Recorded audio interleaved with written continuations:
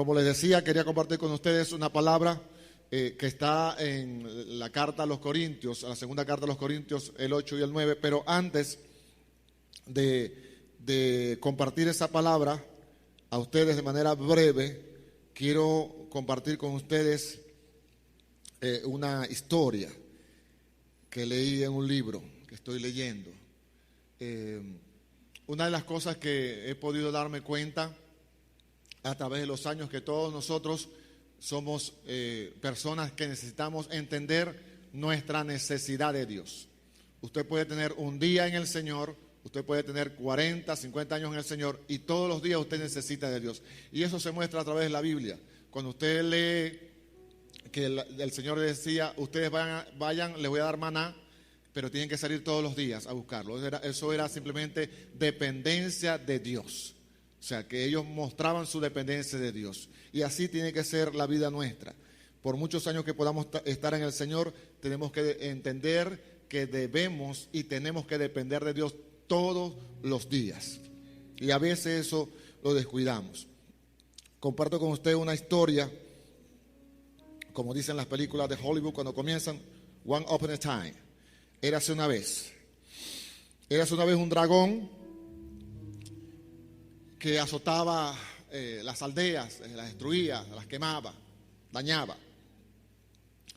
Y por supuesto había gente que lo combatía, había un rey que lo combatía con su pueblo y tenía sus hijos, sus príncipes. Pero en una ocasión uno de esos príncipes pues va allá solo en caballo y se consigue con el dragón. Y el dragón le dice, mira, yo no soy tan malo como tu padre dice. Ah, no, ¿y quién eres tú? Yo soy el placer. Yo lo que estoy buscando es un amigo. ¿Quieres sentir el mayor placer en tu vida? Ven, súbete a mis lomos y sentirás la emoción de volar. ¿Nunca has pensado en volar? Y el dragón pues extendió su ala y él se montó, se agarró y voló. Y por supuesto eso fue emocionante, maravilloso, glorioso. Volar.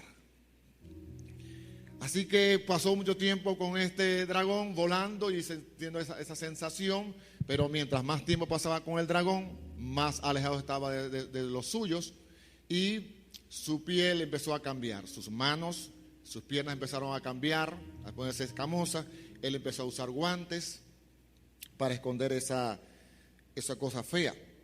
Así que fue su piel cambiando. Y una de esas noches donde el dragón salía, pues pasó para las aldeas y destruyó la aldea. Mucha muerte. Y él se tapó los ojos para no ver lo que el dragón hacía, creyendo que se acabara todo eso, para detenerlo, pero no pudo detenerlo. Así que bajó y quiso entrar de noche otra vez al castillo, por un camino de esos solitarios, pero esa noche no estaba solitaria, la gente estaba allí y lo vieron escabullirse, así que él se mete al castillo. Y la gente dice, él estaba con el dragón, yo lo vi. Así que el rey, él ve al rey con un niño ensangrentado en sus brazos. Así que él viene y huye para que nadie lo atrape, pero lo atrapan y lo traen ante el rey. Y todo el mundo lo señale. Por allá gritan, mátenlo, estiérrenlo, sáquenlo. Y él le dice, tráiganmelo para acá.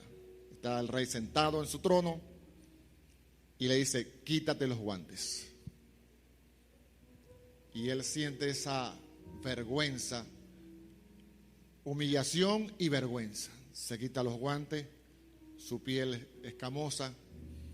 Así que el rey comienza a caminar hacia el príncipe. Y el príncipe, por supuesto, esperando la bofetada por haberlo traicionado. Su padre lo agarra y lo abraza, lo besa y le dice, ¿quieres ser libre del dragón? Padre, ya no soy tu hijo. Mi sangre corre por tus venas. ¿Quieres ser libre? Porque tú solo no puedes ser libre, pero yo te puedo hacer libre. Y me llamó mucho la atención esa porque así somos nosotros. Muchas veces el pecado, la maldad nos arropa, nos engaña, creemos que estamos disfrutando y no nos acercamos a Dios por vergüenza y humillación, porque no queremos exponernos para que la gente no nos vea, que somos tan débiles como los demás, y nos alejamos del Señor, nos alejamos de los demás. Pero el Señor está siempre dispuesto a abrazarnos y a darnos nuevas oportunidades, porque así es su gracia y así es su bondad. Y nos olvidamos de tantas cosas que Él nos dice, que yo quiero que usted recuerde. No voy a hablarle de cosas que usted no haya leído, porque yo sé que usted la ha leído. Le invito a que se ubique en el libro de Juan, en el capítulo número 4, unas frases famosas para cada uno de nosotros. Juan 4, verso 13.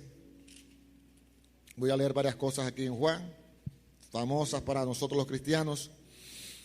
Dice así: respondiendo Jesús le dijo: cualquiera que bebiere de esta agua volverá a tener sed, mas el que bebiere del agua que yo le daré no tendrá sed jamás, sino que el agua que yo le daré será en él una fuente de agua que salte para vida eterna.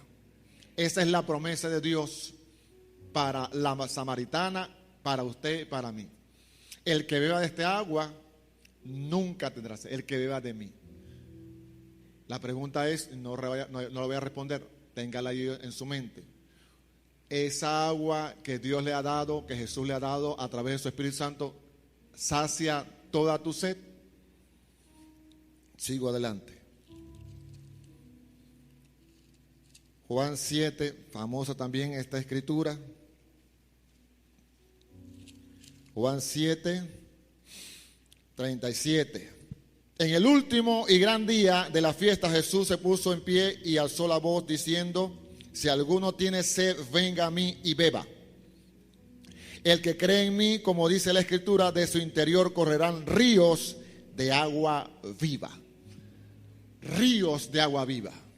Esa es la promesa de Dios para todo aquel que se acerca a Él. Ríos de agua viva, ríos de gozo, ríos de alegría, ríos de vida. Y por supuesto ahí Él lo aclara: esto dijo del Espíritu que habían de recibir todos los que creyesen en Él, pues aún no había venido el Espíritu Santo, porque Jesús no había sido aún glorificado. Y leyendo todo esto, me voy al libro de Mateo, también famosa frase que todos escuchamos y leemos en el libro de Mateo 22, que es el centro o debería ser el centro de nuestra vida. Mateo 22, 34.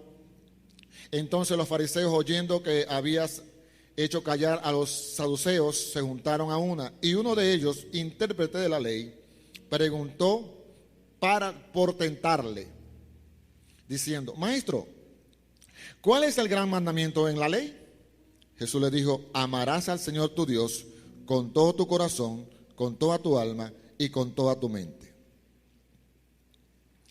Este es el primer y gran mandamiento. Amarás al Señor con toda tu alma, con toda tu mente, con toda tu fuerza. Usted lo sabe y yo lo sé. Pero una cosa es que usted lo sepa y que yo lo sepa, y otra cosa es ponerlo en práctica. Porque muchos de nosotros no amamos al Señor con toda nuestra alma, con toda nuestra mente ni con toda nuestra fuerza. Amamos al Señor un poquito. O amamos al Señor con parte de nuestro corazón, con parte de nuestra mente y con parte de nuestra fuerza. ¿Por qué? Porque lo otro está ocupado en otras cosas, o en otras intenciones, otros deseos, otros anhelos. Tenemos otros anhelos que ocupan el espacio que Dios debería ocupar. Así que no amamos al Señor con toda nuestra mente, con toda nuestra fuerza. Pero ese es el mandamiento. Ama al Señor tu Dios con toda tu mente, con toda tu alma, con todas tus fuerzas. Pero muchos de nosotros tenemos compartimientos en nuestro corazón, en nuestra mente y en nuestra alma, y ahí tenemos un pedacito para el Señor, un pedacito para mi trabajo, un pedacito para el ministerio, hasta el ministerio también, un pedacito para mi esposa, un pedacito para mi niño, para mi hijo, o para mi novia, para mis cosas, y por allí vamos. Pero eso no es lo que dice la Escritura. La Escritura dice: amarás al Señor tu Dios con todas tus fuerzas, con toda tu mente, con toda tu alma. Y el segundo es semejante: amarás a tu prójimo como a ti mismo. De estos dos mandamientos dependen toda la ley y los profetas. Es decir, toda la Biblia depende de amar al Señor y amar al prójimo. Toda la Biblia depende de eso. Pero como les digo, como tenemos nuestro corazón dividido, nos cuesta poner en práctica ese gran mandamiento. Y así que vamos luchando y vamos haciendo cosas para pensar que vamos a lograr hacer lo que Él nos mandó a hacer. Pero en el libro de Juan, sigo en el libro de Juan, el capítulo número 15, famoso para nosotros. Comparto un versículo allí y ahí entro después a lo que quiero tocar esta mañana. Jesús 15, el verso 4: permaneced en mí y yo en vosotros. Como el pámpano o la rama no puede llevar fruto por sí mismo si no permanece en la vid, así tampoco vosotros si no permanecéis en mí. Yo soy la vid, vosotros los pámpanos. El que permanece en mí y yo en él, este lleva mucho fruto, porque separados de mí nada podéis hacer. Eso lo conoce usted y lo conozco yo. No lo sabemos de memoria muchos de nosotros. Separados de mí nada podéis hacer. Yo soy la vid, ustedes son las ramas. Sin embargo, muchos de nosotros hacemos muchas cosas sin Jesús, sin decirle a Jesús. Tomamos decisiones, realizamos carreras, vamos a muchos sitios, hacemos muchas cosas sin Jesús. A pesar del que dice: separados de mí nada podéis hacer. Sin embargo, buscamos separarnos del Señor para hacer muchas cosas que ni siquiera nos mandó a hacer. Ni siquiera nos mandó a hacer. Y Él nos dice: permaneced en mí y yo en vosotros. Es decir, tener una comunión íntima conmigo. Dios nos llama a tener una comunión íntima con Él. Y eso nos cuesta un montón, sobre todo en este tiempo. Tenemos tantas cosas que nos distraen: el trabajo, las cosas del hogar, los juegos. Hoy vivimos en un mundo de entretenimiento. Escuché a dos hombres, uno digamos cristiano y otro no, pero los dos tenían el mismo pensamiento. Vivimos en la era del entretenimiento.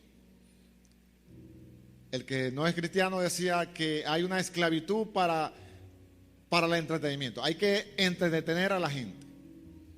Hay que buscar entretener a lo mayor posible. Inclusive hay programas como TikTok que tienen un algoritmo en el cual él pasa video muy rápido para que la gente no se despegue, su mente no se despegue, no tenga el tiempo para procesar la información y se mantenga pegado allí. Hay gente que pasa horas y horas en TikTok, pero eso fue hecho para eso, para que la gente no se despegue de allí.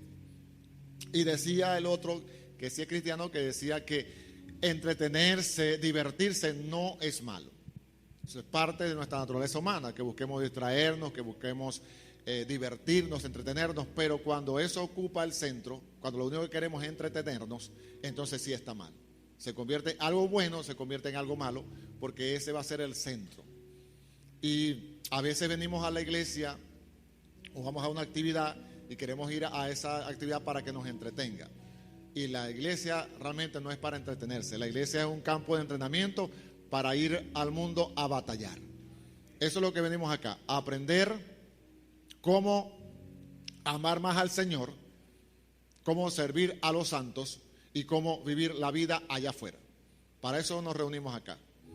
Alguna vez podamos reírnos, echar una broma, sí, es posible. Pero el centro es venir a reunirnos como iglesia para rendir culto, para rendir adoración a Jesús. Ese es el centro de reunirnos como iglesia. Jesús es el centro. Siempre tiene que ser el centro y siempre será el centro. Quizá usted aquí no escuche cosas que están escuchando en otras partes o que están diciendo en otras partes. Quizá aquí no seamos gente que está a la moda. Puede ser. Pero usted va a escuchar aquí a un hombre que separa que es un hombre o una mujer que le va a hablar la palabra de Jesucristo. Cristo es el Señor, somos pecadores, necesitamos un Salvador y viene pronto. Eso lo va a escuchar usted aquí. Que el centro de la familia debe ser Jesús y la palabra. Eso lo va a escuchar acá. Lo que se vaya diciendo en la calle y eso está de moda, que si brinco, que si salto, a lo mejor usted aquí no ve a gente que de pronto le pongamos las manos y todo el mundo caiga. A lo mejor no. De hecho, eso ni siquiera es bíblico. Quizá a usted le sorprenda, pero si usted lee la Biblia de Génesis a Apocalipsis, ni siquiera en el libro de los Hechos, donde se van manifestaciones del poder del Espíritu Santo, del Dios Espíritu Santo, usted no ve gente cayéndose allí, no ve. Pero hoy en día, si alguien tiene unción, o para que digan que tiene unción, es aquel, mira, yo fui a una actividad, mi hermano, y ese hombre se acercaba y soplaba a la gente, y la gente caía, y la gente se derramaba, y la gente, pero yo fui para un sitio y nadie se cayó. Ay, no, ese no tiene unción. Nadie se cae, nadie brinca, nadie salta. ¿Y quién te dijo que tenía que brincar y saltar? La Biblia no lo dice. Que nosotros hemos aprendido eso, puede ser. Habría que ver si eso tiene razón de ser o no. Pero si tú me dices, mira, fui a una iglesia y esa gente es de Dios, esta gente ama al Señor, esa gente se ama entre ellos mismos, esa gente sirve, esa gente, ahí está el mover del Espíritu Santo. Como decía un predicador, nosotros que somos pentecostales, somos pentecostales sin Pentecostés. Y alguien puede decir, ay, ¿cómo es eso? Pentecostales sin Pentecostés. Sí, porque nosotros pensamos y creemos e imaginamos que pentecostales es aquel que habla en lenguas. Y gloria a Dios por lo que hablan en lenguas. Yo hablo en lenguas, por si acaso. Claro, no como dice Pablo, que hablaba en lenguas más que todo, pero sí hablo en lenguas, por si acaso. Pero no necesariamente para que usted esté lleno del Espíritu Santo tiene que hablar en lenguas.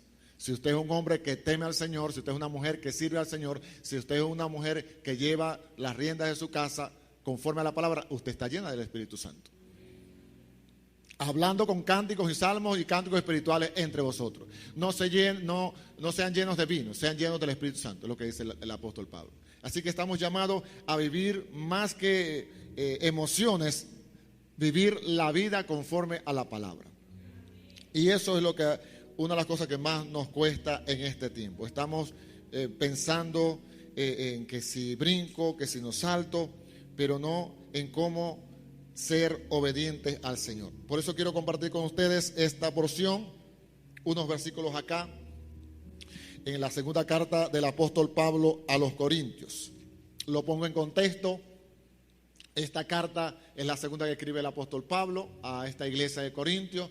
Esa gente recibió una carta, la primera carta fue una carta de amonestación, de regaño, de exhortación a volverse al Señor, a arrepentirse. Y la primera causa causó ese efecto. De hecho, él lo dice por acá.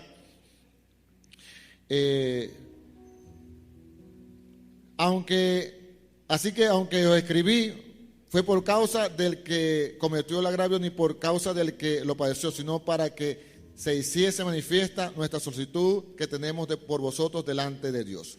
Entonces, él le dice por qué escribió la primera carta. Y en esta segunda carta, él empieza a darles varias cosas.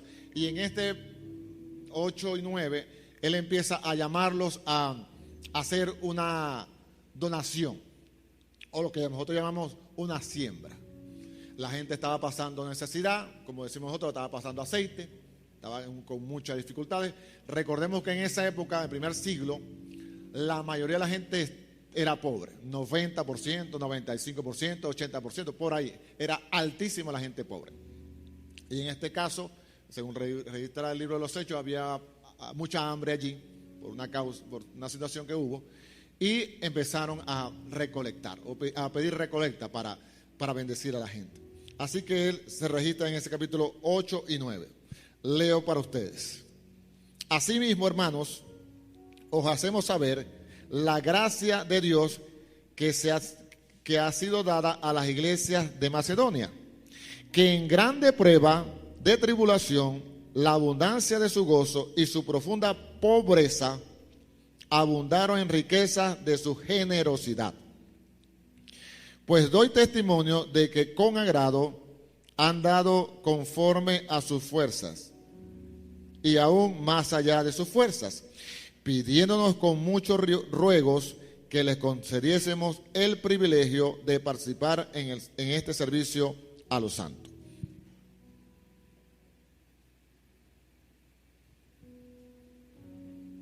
Aquí en estos primeros versículos, el apóstol Pablo dice varias cosas bien interesantes. Quiero resaltar aquí esto. Dice: ya conocen ustedes la gracia del Señor, de Dios, que en grande prueba de tribulación, la abundancia de su gozo y su profunda pobreza abundaron en riquezas de su generosidad. Era una gente extremadamente generosa, siendo pobre, porque aquí dice de gran pobreza. Pues doy testimonio de que con agrado, no es que, bueno, vamos a hacerlo por hacerlo, con agrado han dado conforme a sus fuerzas y aún más allá de sus fuerzas. ¿Qué es dar en este caso conforme a su fuerza? Imagínense, póngalo en este contexto. Usted llega alguien a su casa, usted sabe que tiene necesidad, comienzan a hablar, comienzan a compartir, se tomaron un café y en ese conversar ustedes hablaron, no, sí, en la casa tal. Usted va a su nevera, a la cena, abre allí. Usted tiene 2 paquetes de harina, saca uno. Tiene 2 paquetes de arroz, saca uno. Tiene 2 medios litros de aceite, saca uno. Tiene 2 paquetes de pasta, saca uno. Y así sucesivamente. Usted está dando conforme a su fuerza. Pero imagínese que no es así, sino que usted tiene uno de cada uno. Así que usted va a la alacena, a la nevera, y usted tiene un paquete y usted viene y no saca uno, sino que saca de ese uno y lo comparte. Pero como usted sabe que ustedes son 3 y aquella persona con la que usted está hablando son 7, son 5 niños más 2 son 7, usted le da más de la mitad. Y tiene 3 plátanos y le da los 3 plátanos. Y usted tiene medio cartón de huevo, usted saca 3 o 4 y le da el resto a él. Y así, usted está dando más allá de su fuerza. Y así hicieron estos hombres de Corintio. Dieron más allá de su fuerza, porque eran pobres. No eran que tenían allá por un fondo, no. Eran pobres. Pero fíjese lo que dice el versículo 4. Pidiéndonos con mucho ruego que le concediésemos el privilegio de participar en este servicio para los santos. Pablo, te rogamos que nos permitas sembrar, apoyar a esa causa de los hermanos. Pero ustedes están pobres. No. No nos vas a quitar el privilegio, la bendición de poder bendecir a los santos, a nuestros hermanos en la fe. Usted ve qué maravilloso es esto. Que ellos, sabiendo que estaban también pasando necesidad, pero ellos se identificaron con sus hermanos y le dijeron: no nos dejes de dar el privilegio de servir a los santos. Y luego continúa diciendo: de manera que exhortamos a Tito para que, tal como comenzó antes, asimismo acabase también entre vosotros esta obra de gracia. De gracia. La gracia del Señor Jesucristo. Y aquí en esta parte me quiero concentrar. Porque ya conocéis la gracia de nuestro Señor Jesucristo, que por amor a vosotros se hizo pobre, siendo rico, para que vosotros con su pobreza fueses enriquecidos. Creo yo que es el centro de este capítulo 8. Porque ya saben ustedes la gracia de nuestro Señor Jesucristo, que siendo rico se hizo pobre para que con su pobreza ustedes fueran enriquecidos. Es algo que parece contradictorio, porque ¿cómo alguien pobre enriquece a alguien? Pero tenemos que entender que no está hablando de cualquier persona. Está hablando del Dios encarnado. Está hablando de nuestro Señor Jesucristo. Y ese empobrecimiento tiene que ver con que el Dios Rey del universo se vistió de hombre, de carne y hueso, y se vino a habitar en medio nuestro.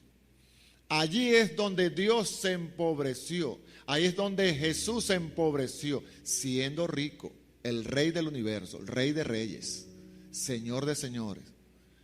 Se empobreció cuando se hizo hombre, cuando se hizo ser humano, cuando se puso límites.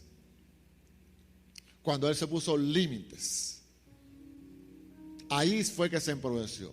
Y empobreciéndose, nos enriqueció a nosotros. Al morir en la cruz por nosotros. Esa cruz fue el pago en rescate por nuestros pecados. Y al resucitar fue garantizado el pago.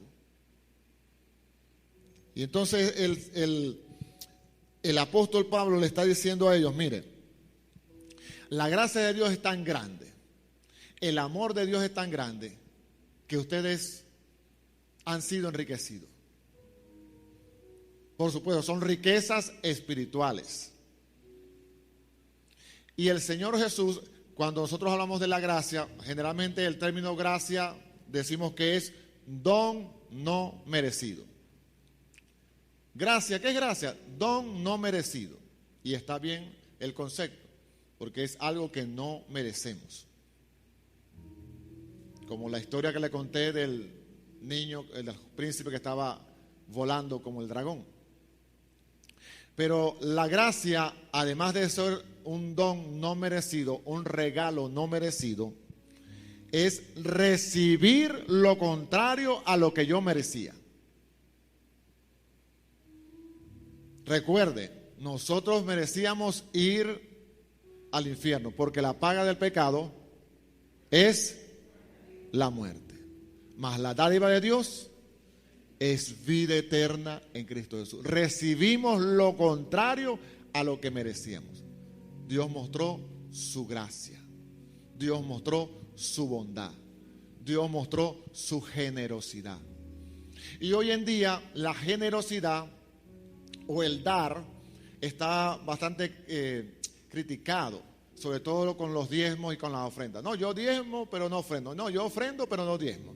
No, yo no creo en el diezmo, porque eso es para el pasado. Al final, lo que no hemos entendido, que el diezmo y la ofrenda simplemente es dar. Lo que motiva es dar. Lo que representa es dar. Si usted diezma, da. Si usted ofrenda, da. Eso es lo que es el centro de eso. Tanto el diezmo como la ofrenda es simplemente el deseo de dar. Por eso Dios lo colocó allí, para que fuéramos generosos, para que fuéramos dadivosos. Cuando usted gana $100 y aparta en un sobre $10, usted dice, me gozo de dar al Señor. Me gozo de poder apartar esos 10 para el Señor. Cuando usted vende, como en el libro de los Hechos, vende una propiedad por $10,000, $5,000, depende de lo que sea, y usted pone de esos $5,000, usted agarra, voy a ofrendar $1,000, voy a ofrendar 2,500, o voy a ofrendarlos todos. Usted se goza con eso. Es lo que hacían en la época del Nuevo Testamento. Vendían una propiedad y traían todo el costo de esa propiedad. Nadie los obligaba, nadie le ponía un revólver acá, nadie lo coaccionaba. Era un deseo de ellos de sembrar para la obra del Señor. Así que cuando usted dé, bien sea diezmo, bien sea ofrenda, que sea de corazón, que sea con el deseo de servir al Señor. No se sienta coaccionado ni se sienta obligado, porque es lo que nos enseña la Escritura. ¿Por qué? Porque el Señor vino y nos amó a tal punto que estuvo aquí 3 años enseñando, mostrando cómo se vive agradando a Dios, al Padre, y luego le dijo: voy a la cruz, para mostrar la máxima expresión de amor. Voy a la cruz, tengo que ir a la cruz. Y fue a la cruz y subió a ese madero y estuvo allí, aunque se burlaban de él, le decían: bájate de la cruz para que creamos en ti, bájate de la cruz, bájate de la cruz. No se bajó de la cruz, por amor a usted y a mí. Se mantuvo fiel a su Padre. Entonces, vemos esa gracia del Señor en la cruz del Calvario, y lo podemos ver en este versículo del capítulo 8. Y luego en el capítulo 9 continúa el apóstol diciendo: cuanto a la administración para los santos, es por demás que yo los escriba, pues conozco vuestra buena voluntad, de la cual yo me glorío entre los de Macedonia, que Acaya está preparada desde el año pasado, y vuestro celo ha estimulado a la mayoría. La administración a los santos, el servicio a los santos. En cuanto al servicio a los santos, está por demás que yo les escriba, porque ya conozco su corazón. Ya sé que ustedes están preparados desde el año pasado. Les envié a Tito para que cuando vengan los de Acaya ustedes no vayan a ser avergonzados, porque yo les he dicho: no, esa gente está dispuesta a dar, esa gente está con un anhelo de dar. Y eso lo podemos ver aún en el Antiguo Testamento, en el libro de Deuteronomio, el capítulo número 15, que habla sobre la ley. Quería compartir con ustedes este capítulo, unos versículos nada más allí. Se llama la ley del diezmo, y dice: indefectiblemente diezmarás todo del producto de grano que rendiere del campo cada año. Y luego abajo dice, el versículo 27: y no desampararás al levita que habitare en tus poblaciones, porque no tiene parte ni heredad contigo. Luego dice en el otro versículo, el 29: y vendrá el levita que no tiene parte ni heredad contigo, y el extranjero y el huérfano y la viuda que hubiere en tus poblaciones, y comerán y serán saciados, para que Jehová tu Dios te bendiga en toda obra de tus manos hiciere. En el otro versículo dice: cuando haya en medio de ti menesteroso de alguno de tus hermanos en alguna de tus ciudades en la tierra que Jehová tu Dios te da, no endurecerás tu corazón, ni cerrarás tu mano contra tu hermano pobre, sino abrirás a él tu mano liberalmente, y en efecto le prestarás lo que necesite. En el Antiguo Testamento, tanto en el Antiguo como en el Nuevo, Dios tenía cuidado de la gente, de las necesidades de la gente. Y por eso el apóstol Pablo está escribiendo esta carta, y por eso vemos que en el capítulo 9 él escribe eso, y luego más adelante dice: porque la administración de este servicio no solamente suple lo que a los santos falta, sino que también abunda en muchas acciones de gracias a Dios. Es decir, cuando ustedes dan, cuando ustedes son generosos, eso abunda en acciones de gracias a Dios. Y eso es importante, porque tenemos que ver la correlación que hay entre la gracia de Dios y la generosidad. A veces pensamos que nosotros damos un paquete de harina o un arroz o un plátano. Bueno, vamos a darlo por, ¿qué más? Siempre nos dicen eso. pero no vemos lo maravilloso y lo gozoso que ponemos al Señor cuando mostramos generosidad, cuando somos generosos, porque nuestro Dios es generoso. Él es generoso. Su amor en la cruz es muestra de su generosidad. Recuerde siempre esto: Dios no tenía que salvarlo. Dios no tenía que perdonarlo. Dios no tenía que ir a la cruz. Lo hizo por amor. Simplemente por amor. Continúa diciendo el apóstol: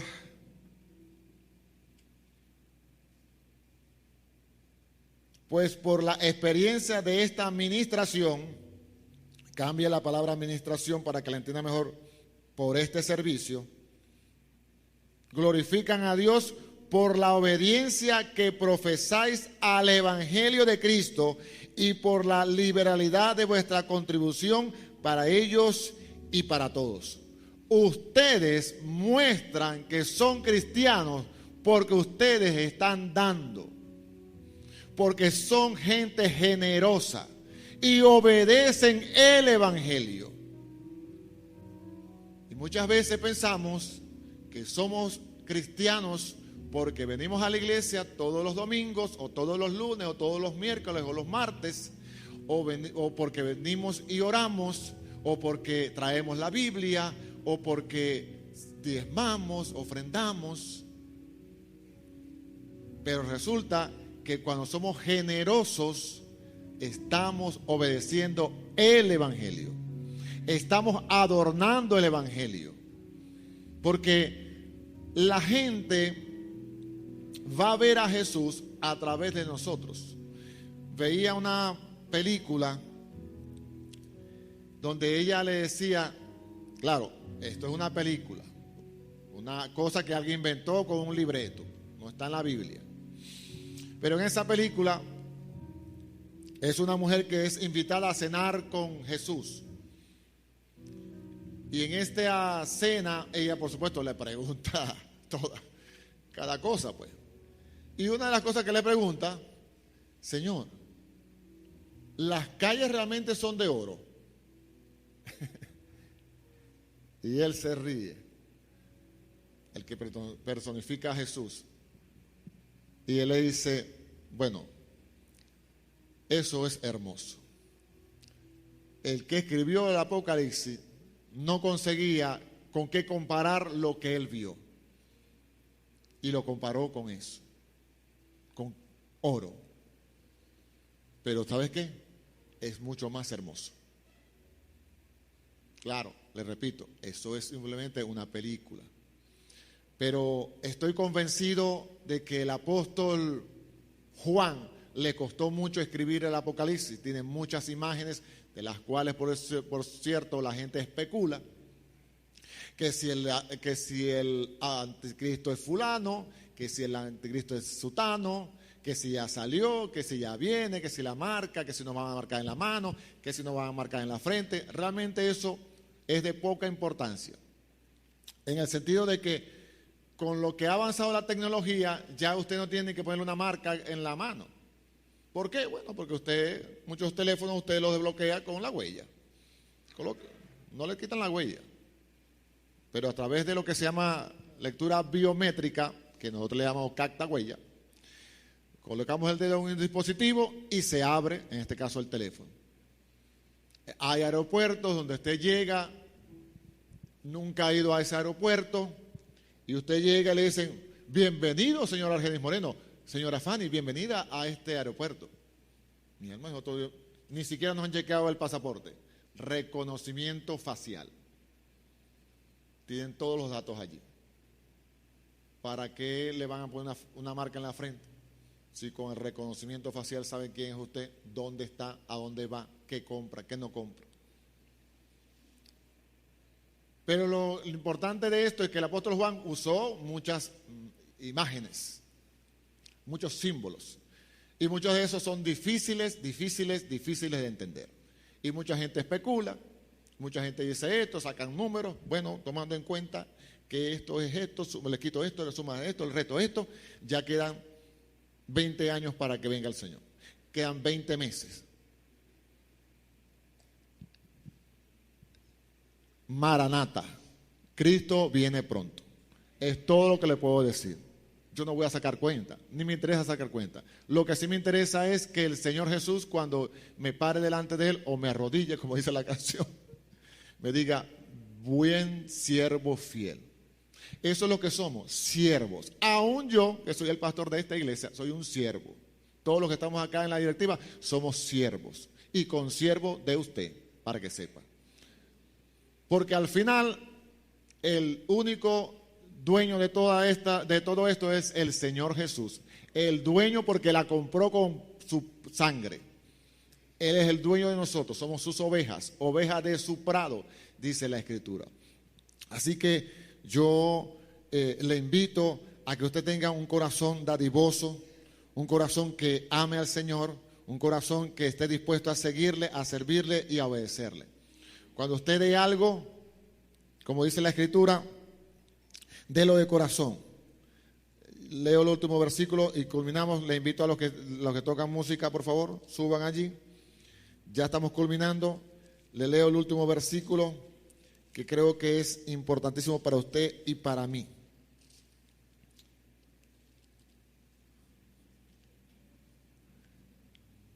Acá está, versículo 7 del capítulo 9. Cada uno dé como propuso en su corazón. ¿Cómo va a dar? Como usted propuso en su corazón. Y luego dice, no con tristeza, ni por necesidad, porque Dios ama al dador alegre. Y poderoso es Dios para hacer que abunde en vosotros toda gracia, a fin de que teniendo siempre, ¿cuándo? En todas las cosas, todo lo suficiente, abundéis para toda buena obra. Como está escrito, repartió, dio a los pobres, su justicia permanece para siempre. Y el que da semilla al que siembra y pan al que come, proveerá y multiplicará vuestra sementera y aumentará los frutos de vuestra justicia, para que estéis enriquecidos en algunas cosas, en toda liberalidad, la cual produce por medio de vosotros acción de gracias a Dios. Gloria al Señor. Que podamos ser hombres y mujeres generosos. Y usted y yo somos generosos por la gracia del Señor. Si podemos dar, es porque Él nos da primero. Todo lo que nosotros tenemos, todo es de Él. Somos administradores del Señor. Aunque usted tenga $1,000, 10,000 millones de dólares, eso no es suyo. Quizá Elon Musk no sabe que él tiene 147,000 millones de dólares que le está administrando al Dios del cielo. Él no lo sabe. Permita al Señor que pueda saberlo. Que Dios ha permitido que él gane 147,000 millones de dólares para que le sirva, para que sea generoso, para que pueda abrir las manos con liberalidad, con generosidad. Se dice que en el mundo hay unos 8,000 millones de personas y que hay mucha necesidad y que no hay cama para tanta gente, como dice la canción. Que la comida no alcanza y que la tierra no alcanza. Es mentira. La verdad es que hay un grupito de personas que tienen miles y miles de millones y hay personas que no tienen nada. Y con esos miles y miles de millones podrían compartirlo y podrían ayudar a la gente a suplir sus necesidades tranquilamente. La tierra en la cual estamos alcanza para todos los 8,000 millones de personas que habitan en la tierra. Pero hay mucha gente, manito de caimán, mucha mano corta. Yo le estoy instando a usted a que usted abra su mano con liberalidad, como Dios es con usted, generoso. Póngase de pie. Póngase de pie. Damos gracias al Señor por su amor y su misericordia. Señor, si acaso se nos olvida, Llévanos al madero, Señor. Al lugar de nuestro encuentro, Señor, donde comenzó nuestra amistad. Señor, sabiendo que tú nos vas a recibir con brazos de amor, como ese rey que se acercó a su hijo, que esperaba una bofetada, una cachetada,